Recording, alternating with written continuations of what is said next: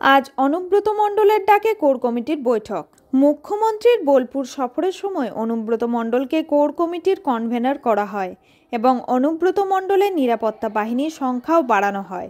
Anubrata Mondal convenor হওয়ার পরই তড়িঘড়ি 3 তারিখে কোর কমিটির বৈঠক হবে বলে জানান। ঠিক সেই মতো আজ বোলপুর তৃণমূল কার্যালয়ে তৃণমূল কোর কমিটির বৈঠক। এই বৈঠকে উপস্থিত থাকার কথা কোর কমিটির সকল সদস্যের। এই বৈঠকে উপস্থিত থাকার কথা কোর কমিটির সকল সদস্যদের, কিন্তু তড়িঘড়ি এই বৈঠকের সিদ্ধান্ততে সমস্ত সদস্য আসবেন কিনা সেই বিষয়ে প্রশ্ন উঠেছিল। তবে আজ কোর কমিটিতে রাজ্যের মন্ত্রী অনুপস্থিত,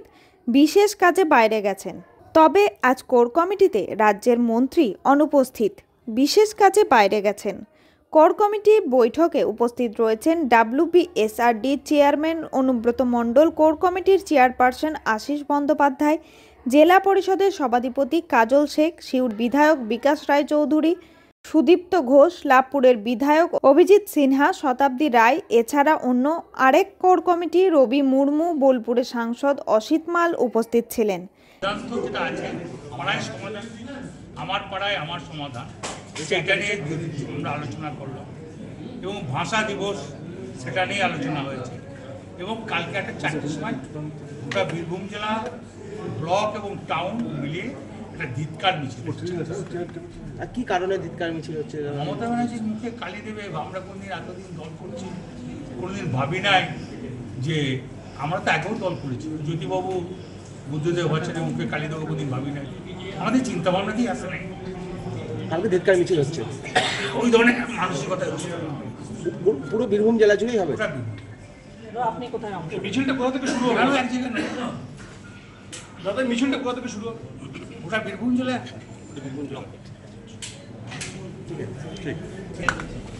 মুরেশ্বর এমএলএ, লাভপুরের এমএলএ আছে, ওর ডিটেলস খুলে বলা হয়েছে, এমএলএ আছে এবং তারাও থেকে পরিচালনা করেছে। দাদা এই নিয়ে কি আস্তে আস্তে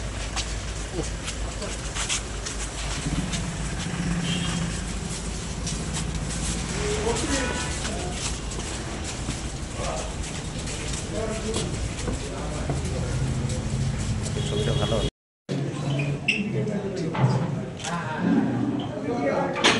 কি তুলবো? মোবাইলগুলো তুলবো।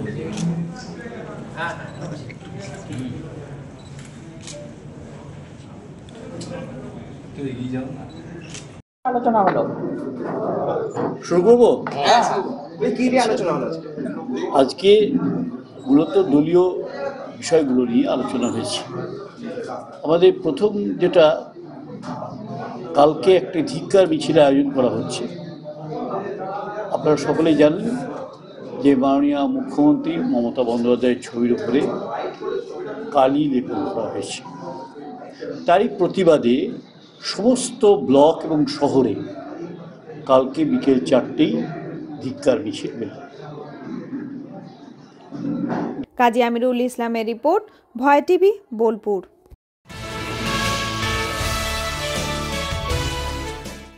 বীরভূমে বর্ষার দাপটে সতীপীঠ জলবন্দী, কোপাই নদীর জল মন্দিরে প্রবেশ, তবুও থেমে নেই ভক্তি। বীরভূম জেলার অন্যতম প্রাচীন তীর্থস্থল কঙ্কালীতলা সতীপীঠ ফের জলবন্দী। একটানা বৃষ্টিপাত ও কোপাই নদীর জলস্তর অস্বাভাবিকভাবে বেড়ে যাওয়ায় মন্দির চত্বরে ঢুকে পড়েছে নদীর জল। মন্দিরের চারপাশে হাঁটু সমান জল, কিন্তু এই প্রাকৃতিক বাধাও থামাতে পারেনি পুণ্যার্থীদের ভক্তি ও বিশ্বাস। সকাল থেকেই বহু ভক্তরা জলে পা ভিজিয়ে মাতৃদর্শন ও পুজো দিচ্ছেন। কেউ কেউ কোমরে জল নিয়েও পুষ্পাঞ্জলি দিচ্ছেন। মন্দির কমিটি জানিয়েছে, পরিস্থিতি যদি আরও খারাপ হয় তবে মাকে অন্যত্র সরিয়ে এনে অস্থায়ীভাবে পুজোর ব্যবস্থা করা হবে। ইতিমধ্যেই প্রশাসনের পক্ষ থেকে পরিস্থিতির ওপর কড়া নজরদারি রাখা হয়েছে। জেলা প্রশাসন ও বিপর্যয় মোকাবিলা দফতর সম্ভাব্য দুর্যোগ পরিস্থিতি মাথায় রেখে স্থানীয় বাসিন্দা ও ভক্তদের সতর্ক থাকতে অনুরোধ করেছে।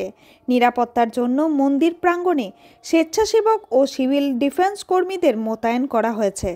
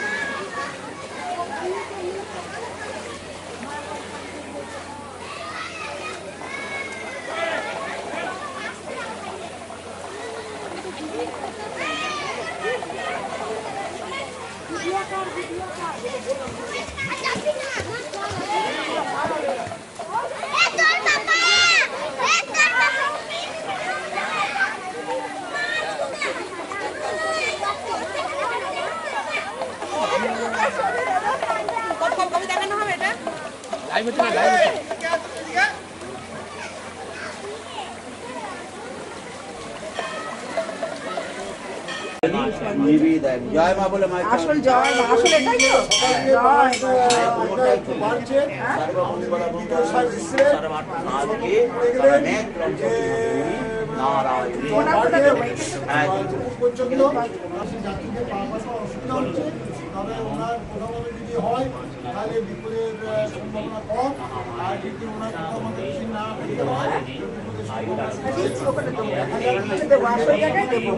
কাজী আমিরুল ইসলামের রিপোর্ট, ভয় টিভি, কঙ্কালীতলা।